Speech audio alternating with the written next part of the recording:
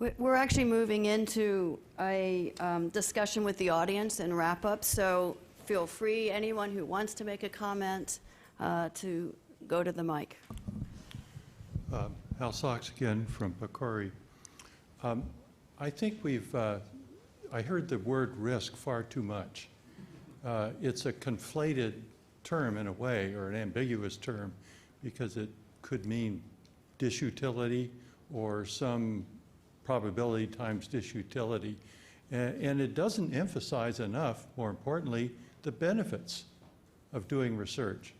And the one thing I didn't hear in the summary was the word altruism as a positive benefit to patients.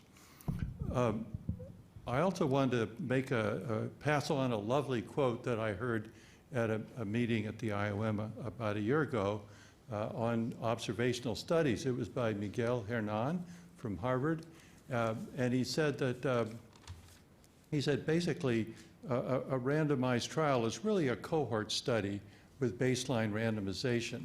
And what he meant was that once you've randomized, patient care just happens the way it happens, and you've got to figure out how to interpret it. And there are a lot of fancy statistical techniques for doing that. But I think thinking of it that way helps to narrow the gap between our conceptualization of research and patient care. I'm Charles Mackay, and I apologize for all the ambiguity that's in the common rule. I was one of the drafters. Part of that ambiguity was intentional, and I don't want to sound like what were the founders' intentions.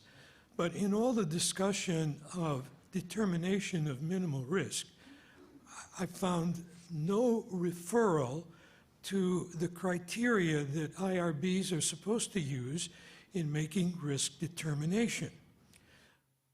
First, risks are minimized, consistent with sound design, and use of procedures already occurring in regular therapy. Secondly, more importantly, it's not the second thing, in making the determination of risks, IRBs should only consider the risks of the research and not those of standard procedures. If you apply that, and I don't know what the current occupants of OHRP believe on this, but if you follow that, the IRB reaches a determination of minimal risk. Now, undoubtedly, we would need to vet this somewhere and have some system in place to assure that this was consistent with good public policy. We thought so way back then, but as we've heard, research changes and policy changes. But I would recommend to your consideration that the question of the degree of risk is also fraught with ambiguity on another level, and I don't want to go into that, but I'd be happy to let you know why it's different in Subpart A from the rest of the regulations. There's an interesting history there.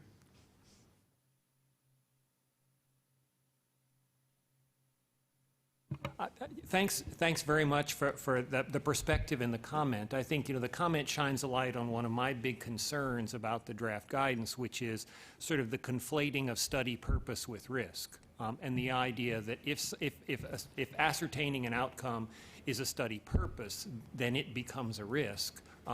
Which to me is sort of directly contradicts this principle, that comes from 45 CFR 46, which is that we are concerned about the risks of the research, not the risks of the condition for which the person is being treated or the treatments that they might already receive.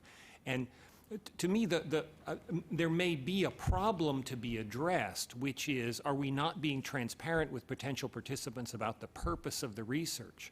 But I think the remedy for that problem is not to call it a risk, it's to call for greater transparency about the purpose.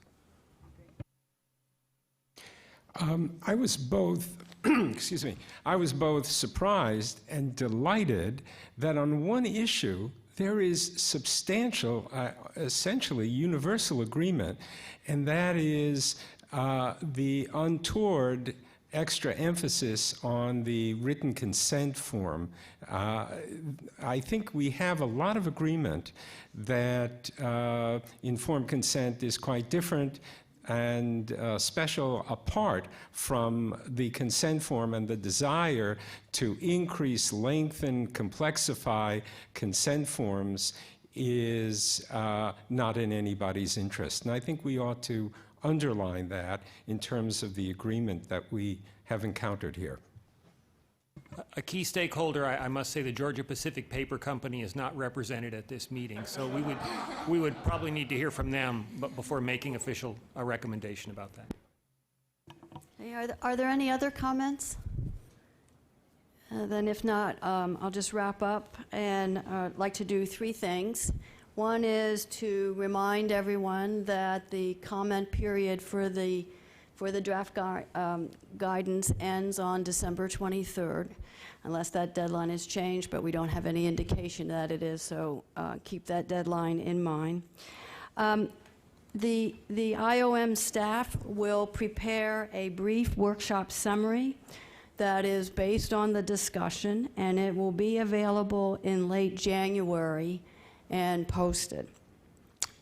What will happen next week is that all the presentations and the webcast will be archived on the meeting website, and so you'll have access to those documents next week.